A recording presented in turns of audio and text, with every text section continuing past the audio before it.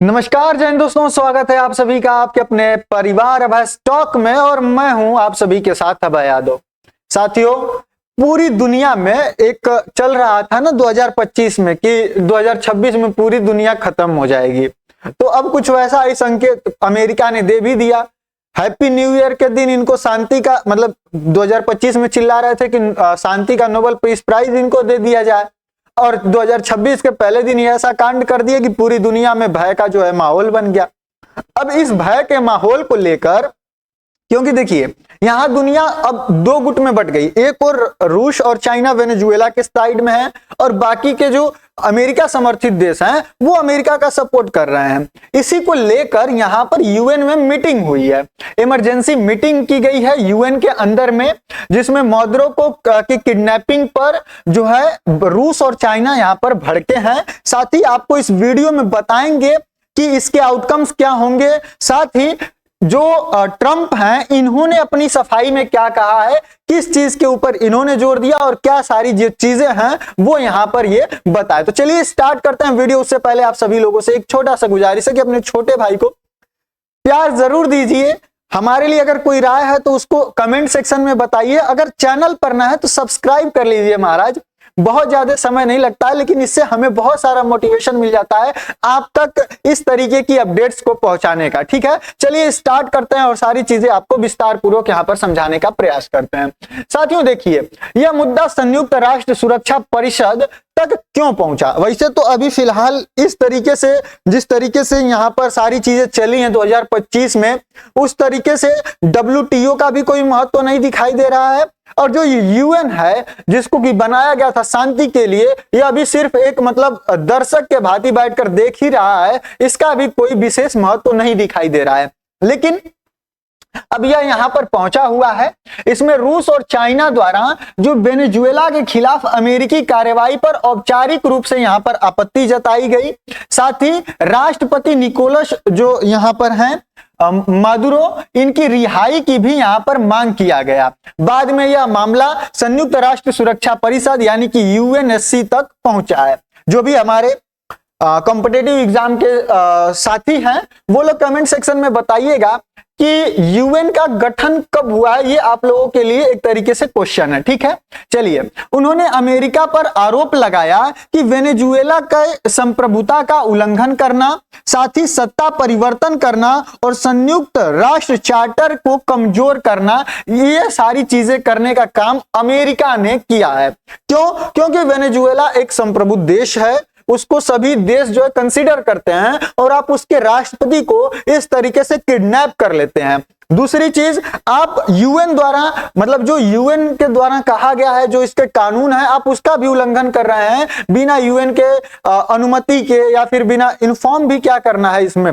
आप किसी भी देश में जाकर इस तरीके से, तो देखा जाए कल को भारत चाहे इस तरीके का काम पाकिस्तान आतंकवाद भेजता रहता है, पता चलेगी कल भारत कोई ऑपरेशन कर दिया और 1.5-2 घंटे में तो भारत इनके ठिकानों को निपटा देता है। तो सोचिए, जाकर आधा घंटा में पता चलेगा कि वहां से आसिम मुनीर को और जो पीएम है शहबाज शरीफ, उन सबको उठा के लाके भारत दिल्ली में बंद कर दे।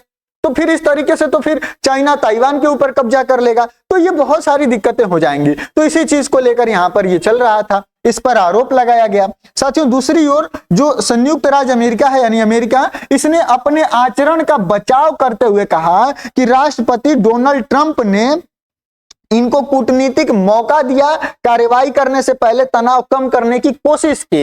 यानी कि डोनाल्ड ट्रंप का कहना है, अमेरिका का कहना है कि देखिए, हमने यह कार्रवाई करने से पहले यहां पर प्रयास किया था कि ये बातचीत के माध्यम से, राजनीतिक रूप से, कूटनीतिक रूप से यहां पर ये सॉल्व हो जाए, लेकिन यह नहीं हुआ। उसके बाद हमने जो है कि यह एक्शन यहां पर लिया है। साथियों, यूएस ने कहा क्या, तो देखिए उन्होंने कहा कि जो है इन्होंने, ट्रंप ने इनको मौका दिया था, कूटनीतिक मौका दिया था। उन्होंने मादुरो को कई विकल्प दिए थे, उन्होंने तनाव कम करने के लिए यहां पर कोशिश की थी। और राइटर्स के अनुसार संयुक्त राष्ट्र में अमेरिका के जो दूत थे, जो रिप्रेजेंट कर रहे थे, उन्होंने कहा कि वेनेजुएला या उसके लोगों के खिलाफ कोई युद्ध नहीं है, हम किसी देश पर कब्जा नहीं कर रहे हैं। यानी कि ये लोग वेनेजुएला के ऊपर कब्जा नहीं कर रहे हैं, यह लोग सिर्फ और सिर्फ जो है यहाँ पर उनके राष्ट्रपति से, यानी कि जो नेतृत्व है जो वेनेजुएला को रन कर रहा है, उसके खिलाफ जो है कि ये लोग उस पर एक्शन ले रहे हैं। साथियों, संयुक्त राष्ट्र अमेरिका के दूत ने कहा कि वाशिंगटन नशीले पदार्थों से जुड़े आतंकवाद से अमेरिकियों की रक्षा करने के लिए अपने कार्यों में दृढ़ रहेगा, साथ ही वेनेजुएला के लोगों के लिए शांति, स्वतंत्रता और न्याय की तलाश करेगा। यानी कि इनका कहना है कि हम लोग वेनेजुएला के लोगों से ये अब चाह रहे हैं कि वेनेजुएला के लोग जो है इनका समर्थन करें। तो ये लोग कह रहे हैं कि हमारा लोगों से कोई भी जो है लड़ाई नहीं है, उनसे कुछ भी नहीं है, हम सिर्फ और सिर्फ शांति, मतलब हम चाहते हैं कि वेनेजुएला के लोगों के यहाँ शांति बनी रहे, स्वतंत्रता उनकी सुनिश्चित रहे और न्याय की उनके लिए तलाश करेंगे। ये अमेरिका ने यहाँ पर पूरा जो है कि अपने आप को डिफेंड करते हुए कहा। अब साथियों, कूटनीतिक मौका देने का वास्तविक क्या अर्थ है, इसको समझ लीजिए जो अमेरिका कह रहा है। तो देखिए, इसका अर्थ है कि शांतिपूर्ण संसाधनों की समाप्ति, यानी कि अमेरिका ने दावा किया कि उसने आक्रमण के बजाय प्रतिबंधों को पहले दबाव के रूप में इस्तेमाल किया था। 2019 में जब डोनाल्ड ट्रंप शासन में आए थे पहली बार 2019 में, तभी उन्होंने वेनेजुएला के ऊपर सैंक्शन लगाए थे ताकि वह इस तरीके से ड्रग्स की जो सप्लाई है उसको बंद कर सके, लेकिन यह यहाँ पर विफल हो गया। जो मध्यस्थ थे उनके माध्यम से जो बातचीत थी उसको इन्होंने प्रोत्साहित किया था, शासन के अंदरूनी लोगों को राजनीतिक निकास की गारंटी दी और आंतरिक राजनीतिक परिवर्तन के लिए यहाँ पर समय दिया था। यानी कि इनका कहना है कि हमने पूरे जो भी मतलब न्यूट्रल होकर होना चाहिए दो देशों के बीच में बातचीत करके, वो सारी चीजें ट्राई की थी कि यह बंद हो जाए, लेकिन यह यहाँ पर नहीं हुआ। साथियों, अंतर्राष्ट्रीय कानून के तहत बल का प्रयोग केवल शांतिपूर्ण संसाधनों के विफल होने के बाद ही किया जा सकता है और यह कथन उस सिद्धांत के अनुपालन को दर्शाने के लिए बनाया गया है। यानी कि देखिए, कुल मिलाजुलाकर बात यह है कि यह लोग क्या किए हैं कि अब कह रहे हैं कि हमारा जो बातचीत का मैटर है वो अब कोई साधन नहीं बचा है कि बातचीत से इसको सॉल्व किया जा सके, इसलिए अब हमको जो है कि बल का प्रयोग यहाँ पर करना पड़ा है। ठीक है, आगे बढ़ते हैं और देखते हैं कि वैश्विक दर्शकों को क्या इसका संदेश है। ठीक है, तो देखिए, कूटनीतिक पर जोर देकर यहाँ पर अमेरिका चाहता है कि जो यूरोप है, जो लैटिन अमेरिका है, वो इनका समर्थन बनाए रखे, यानी कि वो यूएस की जो है वो यूएस को समर्थन करता रहे। वहीं संयुक्त राष्ट्र में अलगाव से बचना और साम्राज्यवादी हस्तक्षेप का लेबल न अमेरिका के ऊपर चिपक पाए, इसके लिए वो पूरा प्रयास यहाँ पर कर रहा है। यह केवल स्पष्टीकरण नहीं है बल्कि कथा पर नियंत्रण है, यानी कि अमेरिका चाहता है कि इस तरीके की बातों को कर के वो यहाँ पर जो अन्य देश हैं, यूरोप है और जो लैटिन अमेरिका है, इनसे जो है वो अपना समर्थन प्राप्त किया है। साथियों, मामले को शांत कराने का भी प्रयास किया। इसका क्या तात्पर्य है, तो देखिए, कूटनीति में तनाव कम करना एक विवादास्पद शब्द है जिसका एक सीमित उद्देश्य है। अमेरिका का कहना है कि वेनेजुएला राज्य को निशाना नहीं बनाया गया था, यानी कि यह चाहता है कि वहां के लोगों को यह रियलाइज कराए कि देखिए, हम आपके ऊपर शासन करने नहीं आए हैं, हम आपके ऊपर कब्जा नहीं कर रहे हैं। तो ये कह रहा है कि हम यहाँ के राज्य के ऊपर निशाना नहीं बनाया गया है, यानी कि वेनेजुएला को निशाना नहीं बनाया गया है। वहां के लोगों और जो संस्थाएं हैं वो अमेरिका की दुश्मन नहीं है। कार्रवाई जो है वो नेतृत्व की जवाबदेही पर केंद्रित है, यानी कि जो लोग वेनेजुएला को रन कर रहे थे, यानी कि ये जो मोद्रो हैं, इनके ऊपर जो है कि सिर्फ और सिर्फ यह कार्रवाई की गई है। साथियों, यह इस बात को स्पष्ट करने का प्रयास कर रहा है कि जो लक्षित दबाव है वो पूर्ण पैमाने पर युद्ध के बराबर नहीं होता है। ठीक है, अब जो दूसरा है वो है कि क्षेत्रीय स्थिरता का तर्क यहाँ पर। तो देखिए, अमेरिका ने मोद्रो की सत्ता में बने रहने पर सवाल उठाया, यानी कि अमेरिका का कहना है कि ये लगातार सत्ता में बने रहे हैं जिस तरीके से। तो इसका क्या अर्थ हो गया कि मतलब अमेरिका जिसको चाहेगा वो सत्ता में, दूसरे देश के राजनीति को क्या अमेरिका अब कंट्रोल करेगा? देखिए, अमेरिका का कहना है कि ये लंबे समय से यहाँ पर सत्ता में बने हुए हैं, ठीक है, ये हट ही नहीं रहे हैं। कोलंबिया और ब्राजील में बड़े पैमाने पर शरणार्थियों का आगमन हो रहा है इसके वजह से, यानी कि जो यहाँ पर वेनेजुएला आप यहाँ पर देख रहे हैं, तो यहाँ से जो लोग हैं वो यहाँ कोलंबिया के साइड और जो है कि ब्राजील के साइड यहाँ पर शरण लेने के लिए, यानी कि यहां से निकलकर अब वहां पर जा रहे हैं, ठीक है साथियों। मादक पदार्थों के गिरोहों का विस्तार हुआ है और बाहरी ताकतें जैसे कि रूस और ईरान की यहां पर उपस्थिति है, ठीक है, तो यह अमेरिका कह रहा है साथियों। इस प्रकार मुद्रों को हटाने के संघर्ष की रोकथाम के रूप में देखा गया, न कि किसी उसे बढ़ाने के रूप में, यानी कि यह कह रहे हैं कि हम मुद्रों को जो है रोकना चाहते थे इस तरीके का काम करने के लिए, इसलिए जो है कि ये टोटल काम यहां पर किया गया है, ठीक। अब बात करें कि चीन और रूस की इस पर क्या प्रतिक्रिया रही है, तो देखिए चीन ने संयुक्त राष्ट्र, जो चीन के दूत हैं यहाँ पर यूएन में, उन्होंने कहा कि बीजिंग अमेरिका के इस कदम से गहरा आहत है और उसने इसे एक तरफा, अवैध और दादागिरी भरा कृत्य बताया। यानी कि चाइना इसका खुल के पूरा यहाँ पर विरोध कर रहा है और इसको कह रहा है कि यह एक तरफा, अवैध, दादागिरी भरा जो है कि यह काम है और इसकी कड़ी निंदा की। और चीन ने अमेरिका से जो मुद्रों को इसने किडनैप किया और उनकी पत्नी को, उनको रिहा करने के लिए यहाँ पर कहा। साथियों, रूस ने भी संयुक्त राष्ट्र में यूएन में जो रूस के यहाँ पर दूत हैं, उन्होंने भी इसी तरीके से कहा और बताया कि मतलब इन्होंने भी मांग वगैरह की कि इनको जो है कि रिहा कर देना चाहिए। तो ये दोनों लोग जो है कुल मिला जुला कर, चाइना और रसिया, ये चाहते हैं कि वेनेजुएला को मतलब जो मुद्रा हैं इनको यहां पर अमेरिका रिहा कर दे, ठीक है। अब साथियों बात करें कि रूस और चीन ने इस पर कड़ा विरोध क्यों जताया। आखिर रूस और चाइना को ऐसी खास दिक्कत क्या है, ऐसा खास लाभ क्या वेनेजुएला देता है जिसके वजह से वो लोग इसको मतलब डिफेंड करने में लगे हुए हैं। तो देखिए, रूस की मंशा यह है कि वेनेजुएला उसका यहाँ पर एक रणनीतिक सहयोगी है, साथ ही रूसी कंपनियों के साथ उनके जो प्रमुख तेल और हथियार अनुबंध हैं, यानी कि जो रूस की कंपनियां वो यहाँ से तेल निकालने का काम करती हैं और जो हथियार वगैरह बनाने का। वहीं रूस अमेरिका के नेतृत्व में कहीं भी सत्ता परिवर्तन का विरोध करता है, यानी कि जहां भी अमेरिका मतलब जाता है कि अमेरिका जहां चाहता है कि उसके चले तो रूस उसका विरोध करता है। ये तो एक दूसरे के कट्टर दुश्मन है, आप सभी लोगों को पता ही है। तो ये यहाँ पर रूस की मंशा है। वहीं रूस इसे इराक, लीबिया और सीरिया में पुनरावृत्ति के रूप में भी देखता है। वहीं अगर चीन की मंशाओं की बात करें तो वेनेजुएला के तेल भुगतान समझौते में इसका अरबों डॉलर का जो है कि निवेश है।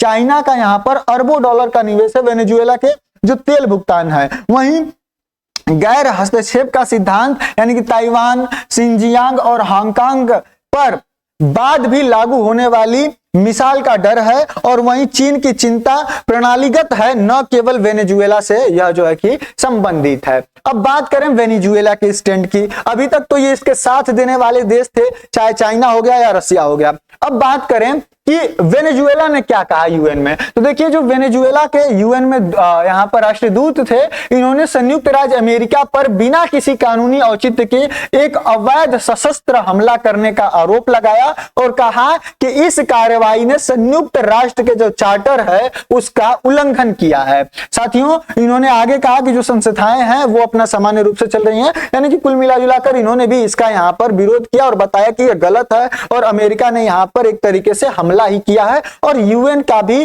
जो उसके चार्टर्स हैं उनका भी उल्लंघन किया है, ठीक है। तो अब मेन प्रश्न यहां पर यह है कि क्या अंतर्राष्ट्रीय कानून के तहत अमेरिका की ये जो कार्रवाई है वो वैध है, क्या अमेरिका यह काम कर सकता है। तो देखिए यहां पर विवाद जो है वो यह है कि अंतर्राष्ट्रीय कानून में देखिए यहां पर दो स्तंभों पर आधारित है। पहला है कि राज्य की संप्रभुता, यानी कि राज्य की संप्रभुता, और दूसरा है बल प्रयोग पर प्रतिबंध, यानी कि जो यूएन का चार्टर्स हैं वो दो ही स्तंभों पर आधारित हैं। पहला तो किसी भी देश की संप्रभुता और दूसरा बल प्रयोग को रोकना, उस पर प्रतिबंध लगाना, और ये दोनों ही संयुक्त राष्ट्र चार्टर में निहित हैं। अब साथियों बात करें कि जो संयुक्त राष्ट्र है इसके जो चार्टर्स हैं उसमें ये जो बल प्रयोग करना, फोर्स का यूज करना, यह इसके लिए क्या नियम है। तो देखिए अनुच्छेद 2 के 4 में सामान्य यहाँ पर निषेध है कि जो राज्य हैं वो निम्नलिखित के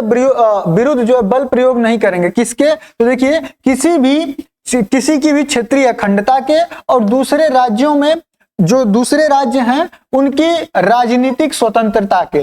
तो इन दोनों के अंदर आप किसी भी अन्य देश में यहाँ पर बल प्रयोग नहीं कर सकते हैं।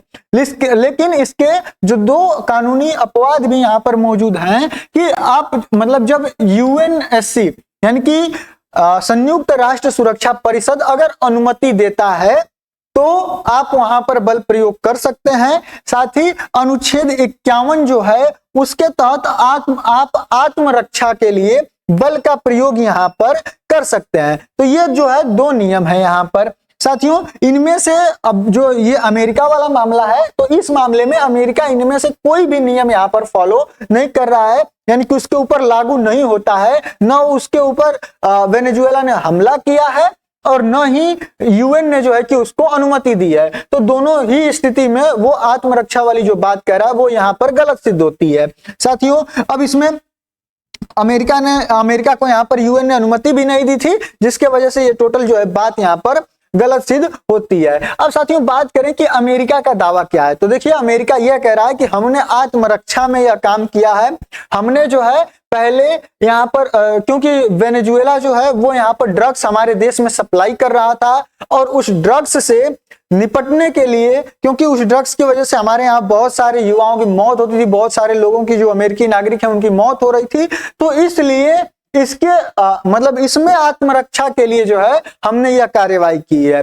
जबकि जो यहाँ पर विशेषज्ञ हैं, जो कानूनी विशेषज्ञ हैं, उनका यह तर्क है कि देखिए यह परिभाषा एकदम सिद्ध है कि आत्मरक्षा का अर्थ क्या है। आत्मरक्षा का अर्थ यह है कि आप किसी अन्य देश पर तभी रिटेलिएट कर सकते हैं या हमला कर सकते हैं जब उसने फोर्सफुली यानी कि बल का प्रयोग करके आपके ऊपर अपने सैनिकों से हमला किया है, या किसी भी तरीके से आप पर जब हमला करेगा, सैनिक कार्यवाही करेगा कोई, तभी आप जो है आत्मरक्षा में उसके ऊपर कोई कार्यवाही कर सकते हैं। अन्यथा इस तरीके से ड्रग्स वगैरह के नाम पर कोई भी यहां पर आप कानूनी कार्यवाही नहीं कर सकते हैं। इस तरीके से तो सोचिए भारत कहे कल कि आप आतंकवाद को भेजते हैं, क्योंकि देखिए पाकिस्तान को कहकर कि आप आतंकवाद भेजते हैं, हमारे यहाँ भारत जो है पाकिस्तान के आसिम मुनीर को, उसके क्या कहते हैं प्रधानमंत्री को उठवा के लेके चला है कल दिल्ली।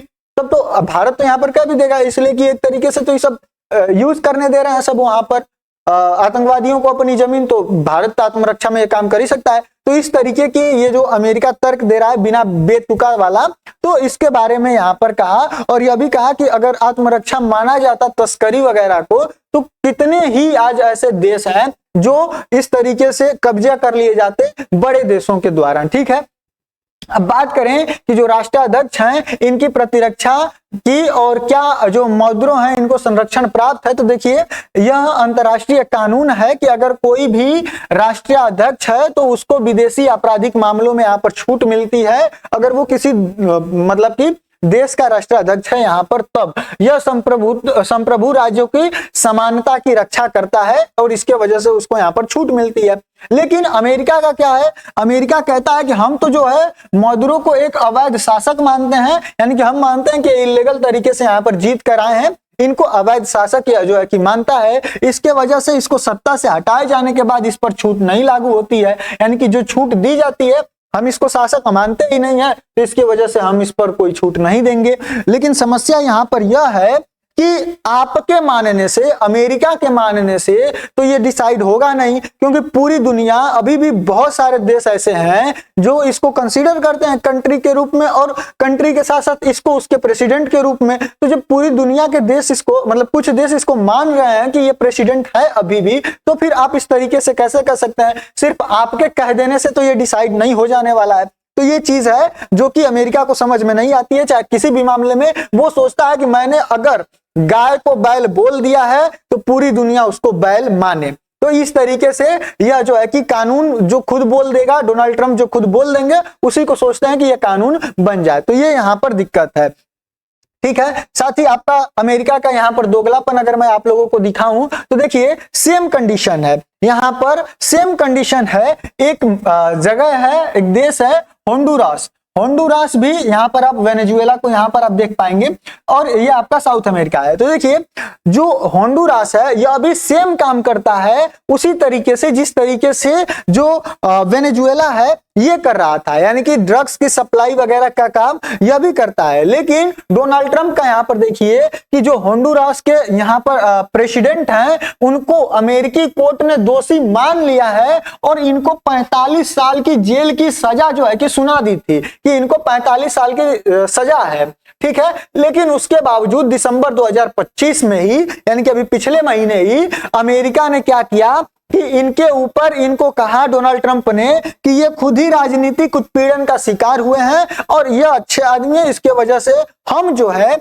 इनके ऊपर से जो ये सजा है उसको माफ करते हैं, यानी कि इनको क्षमा प्रदान करते हैं। ऐसा अमेरिका किया क्यों? तो क्योंकि जो वेनेजुएला है इसके यहाँ यह किसको महत्व देता है, तो ये चाइना और रूस को देता है और वह अमेरिका के कट्टर दुश्मन है। तो इसके वजह से यह वेनेजुएला पर इस तरीके की कार्रवाई कर रहा है और वहीं होंडुरास पर, क्योंकि वो अमेरिका की सुन रहा है, उसके यहाँ कुछ इस तरीके का मैटर नहीं है, तो उसको जो है कि यहाँ पर क्षमा प्रदान कर दिया जाता है, जबकि वो विक्टिम पाया जाता है, कोर्ट के द्वारा उसको सजा सुना दी जाती है, जबकि इसको अभी भी मतलब इनको अभी भी सजा नहीं सुनाई गई है, मैटर अभी चल रहा है। यहां पर इनको पेश भी किया गया, वो आगे आपको बताएंगे कि क्या इन्होंने कहा।